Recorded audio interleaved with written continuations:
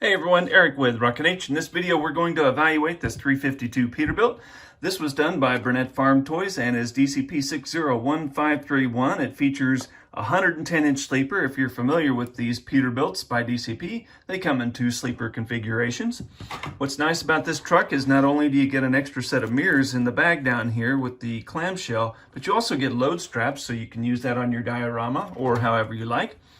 The wheels are a little different than stock wheels. You kind of get that old school feel and look on the rear drivers, as well as the front steers.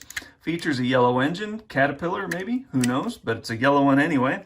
And this classic looking paint, gotta love that. There weren't too many options you can do with this other than frame size and a few other accessories. So hopefully that changes down the road, but who knows. Either way, a classic for your collection. If you want to know more about diecast trucks, or at least DCP brand diecast trucks, go to diecastlibrary.com. Thanks for watching.